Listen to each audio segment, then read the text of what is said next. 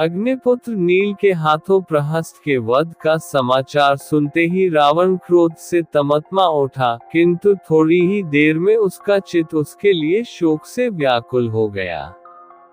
उसके मन में भय उत्पन्न होने लगा। वह मंत्रियों से बोला, शत्रुओं को नगण्य समझकर मैं उनकी अवहेलना करता रहा, इसी का परिणाम है प्रहस्त भी मारा गया। अब मैं समझता हूँ कि मुझे परमवीर कुंभकर्ण को जगाकर रणभूमि में भेजना होगा।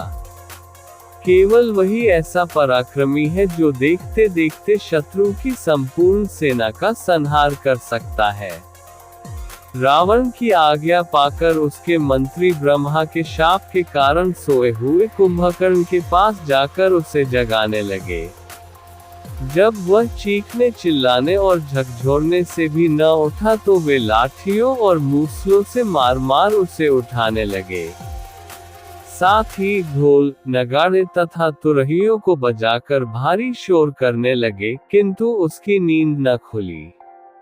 अंत में तोपों को दागकर उसकी नाक में डोरी डालकर बड़ी कठिनाई से उसे जगाया गया। जब उसकी नींद टूटी तो मांस मदिरा का असाधारण कलेवा करके वह बोला, तुम लोगों ने मुझे कच्ची नींद से क्यों जगा दिया? सब कुशल तो है? कुंभकर्ण का प्रश्न सुनकर मंत्री यूपाक्ष ने हाथ जोड़कर निवेदन किया, हे राक्षस शिरोमणि, लंका पर वानरों ने आक्रमण कर दिया है। अब तक हमारे बहुत से पराक्रमी वीरों तथा असंख्य राक्षस सैनिकों का संहार हो चुका है। मारे जाने वालों में खरदूषण, प्रहस्त आदि महारथी सम्मिलित हैं। लंका भी जला दी गई है। ये सब वानर अयोध्या के राजकुमार राम की ओर से युद्ध कर रहे हैं। इस भयंकर परिस्थिति के कारण ही महाराज ने आपको जगाने की आज्ञा दी है। अब आप जाकर उन्हें धैर्य बंधाएं। ये समाचार सुनकर कुंभकर्ण स्नानादि से निवृत्त होकर राजसभा में रावण के पास पहुंचा। उसके चरण स्पर्श करके बोले, महाराज, आपने मुझे किस लिए स्मरण किया है? कुंभकर्ण को देखकर रावण प्रसन्न हुआ। वह बोला, महाबली वीर, दीर्घ काल तक सोते रहने के कारण तुम्हें यहाँ के विषय में कोई जानकारी नहीं है। अयोध्या के राजकुमार राम और लक्ष्मण वानरों की सेना को लेकर लंका का विनाश कर रहे हैं। उन्होंने समुद्र पर पुल बांधकर उसे पार कर लिया है। इस समय लंका के चारों ओर वानर ही वानर दिखाई देते हैं। प्रहस्त, खर, दूषण आदि असंख्य वीर राक्षस सेना के साथ मारे जा चुके हैं। लंका में भय से त्राही त्राही मच रही है। तुम पर मुझे पूर्ण विश्वास है। तुमने देवासुर संग्राम में देवताओं को खदेड़कर जो अद्भुत वीरता दिखाई थी, वह मुझे आज भी स्मरण है। इसलिए तुम वानर सेना सहित दोनों भाइयों का संहार करके लंका को बचाओ। इसके अतिरिक्त रावण ने विभीषण के निष्कासन आदि की बातें भी उससे विस्तार पूर्वक बताई। ये सुनकर कुंभकर्ण ने पहले तो रावण को नीति संबंधी बहुत सी बातें कहते हुए रावण को उपालम दिया। फिर वह बोले, भैया, आप भाभी मंदोदरी और भैया विभीषण द्वारा दी हुई सम्मति के अनुसार कार्य करते तो आज लंका की ये दुर्दशा न होती। आपने मूर्ख मंत्रियों के कहने में आकर स्वयं दुर्दिन को आमंत्रण दिया है। परंतु अब जो हो गया सो हो गया। उस पर पश्चाताप करने से क्या लाभ?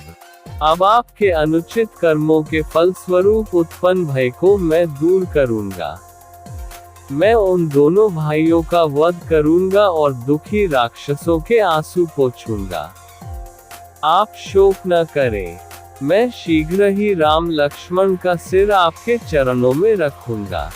ये पाठ रामायण की कथा से एक अंश है जिसमें रावण की सेना के एक प्रमुख योद्धा प्रहस्त की मृत्यु के बाद की घटनाएं वर्णित है।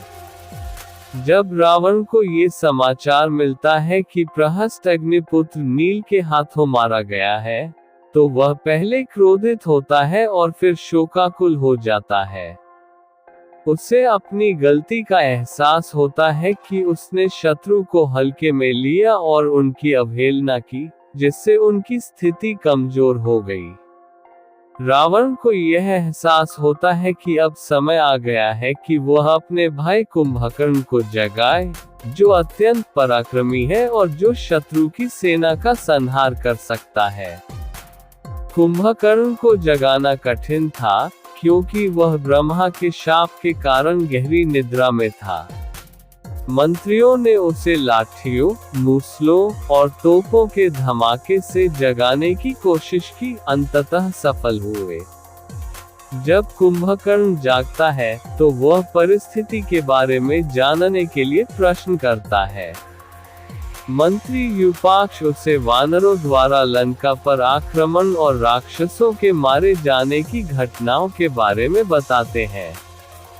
इसके बाद कुंभकर्ण रावण से मिलने जाता है, जहां रावण उसे वानर सेना का संहार करने का आदेश देता है और लंका की रक्षा करने के लिए कहता है।